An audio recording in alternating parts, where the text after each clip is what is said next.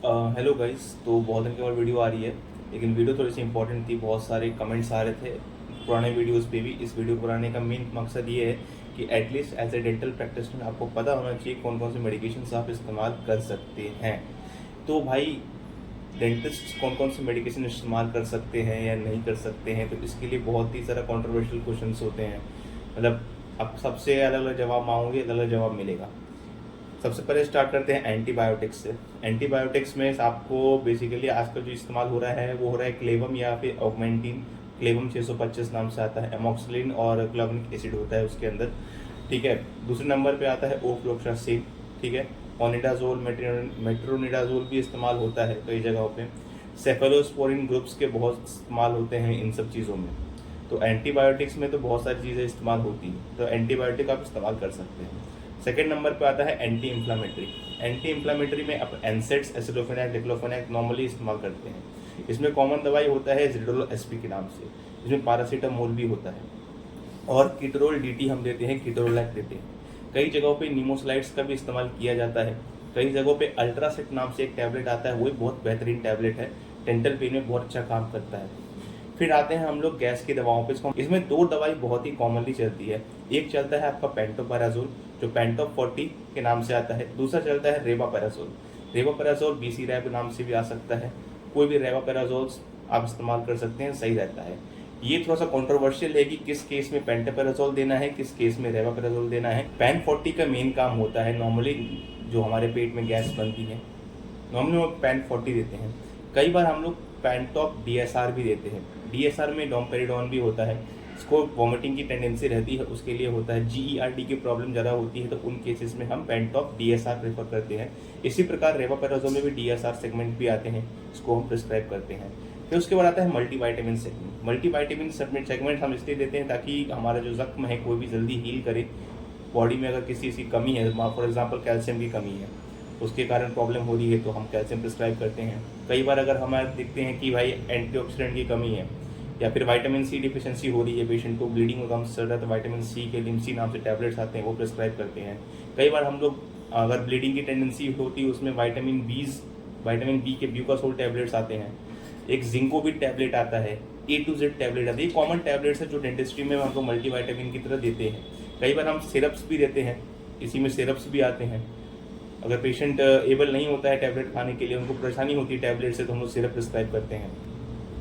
Vitamin supplements के बाद हम लोग अब इमरजेंसी ड्रग्स पे आते हैं। इमरजेंसी कंडीशंस कभी भी आ सकती है क्लिनिक में, तो आपको एट ए मोमेंट एक वाइल या फिर कुछ टैबलेट्स रखने चाहिए। फॉर एग्जांपल, अगर किसी को प्रॉब्लम हर्ट की है तो इकोस्प्रिन आपके क्लिनिक पे ऑलरेडी होना चाहिए। अगर किसी को ब्लीडिंग, बहुत ज़्यादा ब्लीडिंग होती है, फॉर एग्जांपल ब्लीडिंग में कोई डिसऑर्डर है, अब आपने एक्सट्रैक्शन कर दिया, ब्लीडिंग रुक नहीं रही है, तो आपके पास ट्रेक्सिमिक एसिड होना ही चाहिए एज ए टैबलेट, क्लॉट नाम से आता है वो। ठीक है। वाइल्स में भी आपके पास चीज़ें होनी चाहिए। क्लिनिक पे IM/IV देने के लिए आपको आना चाहिए, क्योंकि इमरजेंसी मेडिसिन में आप IV ज़्यादातर एडमिनिस्ट्रेट करते हो और चीज़ें आपको पता होनी चाहिए कि किस कंडीशन में क्या देना है, क्योंकि इमरजेंसी मेडिसिन बहुत बड़ी टॉपिक है, तो मैं यहाँ डिस्कस नहीं करूँगा। अब बात करते हैं हम एनेस्थेशिया की। एनेस्थेशिया में, लोकल एनेस्थेशिया में हम लोग लिडोकेन देते हैं, लिग्नोकेन देते हैं, जाइलोकेन भी कई बार इस्तेमाल होता है लोकल एनेस्थेशिया के लिए। कई बार डेंटल प्रोसेस में GA का भी इस्तेमाल होता है, जनरल एनेस्थेशिया का भी इस्तेमाल आप कर सकते हैं अगर आपके पास प्रॉपर OT है अपने क्लिनिक के पास। तो अगर हॉस्पिटल में काम करते हैं तो वहाँ पे तो GA की सुविधा ऑलरेडी होती है। अब हम बात करते हैं स्टेरॉइड्स की। स्टेरॉइड्स में मेनली प्रेडनिसोलोन वगैरह इस्तेमाल किया जाता है, लेकिन ये बहुत ही सीवियर कंडीशंस में होता है। मतलब severe condition, for example oral magnification surgery, commando operation, इन सब में स्टेरॉइड्स का इस्तेमाल किया जाता है। इन जनरल डेंटल क्लिनिक्स पे इसका इस्तेमाल नहीं किया जाता है। ज़्यादातर केसेस में देखा गया है कि किसी भी PG स्टूडेंट्स के द्वारा या PG जिन्होंने किया है ओरल मैग्निफिकेशन सर्जरी में, सर्जन्स के द्वारा, ओरल मेडिसिन के जो हमारे रेसिडेंट्स हैं उनके द्वारा ये किया जाता है इस्तेमाल। और इसके प्रॉपर एक साइकिल्स होते हैं, प्रॉपर थेरेपी होती है। उसके बारे में अगर आपको जानकारी है तभी इसका इस्तेमाल करें, वरना ना करें please. I said avoid it. अब हम बात करते हैं, किसी भी पेशेंट को देखा जाता है कि किसी भी एंटी माइक्रोबियल से, फिर एंटीबायोटिक से एलर्जी है। फॉर एग्जांपल, मान लो मैंने किसी को मॉक्स-CB दे दिया, एमोक्सिलिन 625 या फिर ऑगमेंटिन दे दिया, अब उसे एलर्जिक हो गया, तब हम क्या कर सकते हैं? उस केसेस में लिवोसिट M नाम से लिवोसिट्राजिन मोनोक्लोकास टैबलेट्स आते हैं। फेनोफेक्सिडिन 180 mg आता है, फेनेक्सा नाम से आता है वो। उसके बाद आप ट्राई कर सकते हैं हाइड्रोक्सीजिन टैबलेट्स। हाइड्रोक्सीजिन का जो नाम आता है वो आता है हाइजेक्सिन 10 mg से आता है। इसके अलावा अगर कॉमन मेडिसिन की मैं बात करूँ तो लिवोसेट एम, एलेग्रा, इसका भी इस्तेमाल आप कर सकते हैं। नॉर्मली जो है एबाकावीर नाम से ड्रग्स आते हैं, उस ड्रग का इस्तेमाल आप कर सकते हैं। अगर आपको पता है इसका ट्रीटमेंट प्रोटोकॉल तो नीचे कमेंट सेक्शन में ज़रूर बताइएगा। अब हम बात करते हैं कि और कौन कौन से ड्रग्स हैं जो हम लोग इस्तेमाल कर सकते हैं इन डेंटल प्रैक्टिसेस।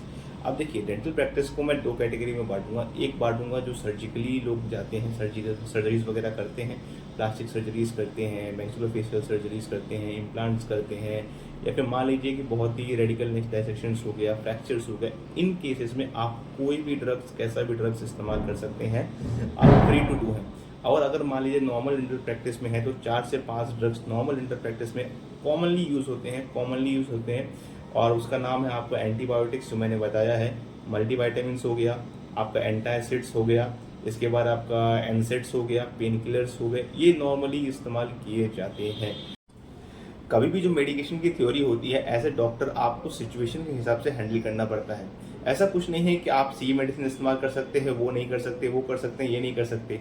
क्योंकि देखिए, आप हर एक सिचुएशन में हर एक कंडीशन का आप इलाज करते हैं। हर एक सिचुएशन में कोई ना कोई माउथ में आपको सिम्टम्स दिखते हैं। फॉर एग्जाम्पल ट्यूबरकुलोसिस में अल्सरेशंस होते हैं, सिफिलिस में अल्सरेशंस होते हैं, उस समय लेकिन ट्रीटमेंट प्रोटोकॉल आपका क्या रहेगा?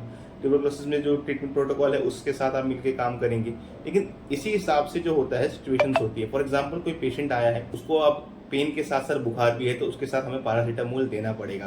तो इसका कोई एग्जैक्टली जवाब नहीं है कि कौन सा मेडिसिन इस्तेमाल कर सकते हैं। जैसा सिचुएशन वैसा मेडिसिन का इस्तेमाल होता है डेंटिस्ट्री के अंदर भी। अब ये बात करते हैं कि इसका हमें पता कैसे चलेगा।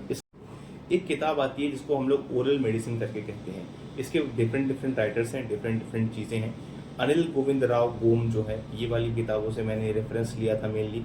इस किताब में दिए गए ड्रग्स थेरेपी, ड्रग्स के डोजेस, ये सब कुछ ऑथेंटिक हैं। आप अगर इसको पढ़ना चाहें तो पढ़ सकते हैं, ऑनलाइन मंगा सकते हैं। नॉर्मली हम लोग OMR एक बार डिपार्टमेंट खत्म होता है तो फिर इसका इस्तेमाल नहीं करते हैं, लेकिन ये बहुत ही बेहतरीन बुक है। अगर आपको कोई भी चीज़, कोई भी केसेस समझ में नहीं आए तो आप इससे देख सकते हैं। बहुत ही बेहतरीन बुक है, आप प्लीज़ इससे पढ़िए।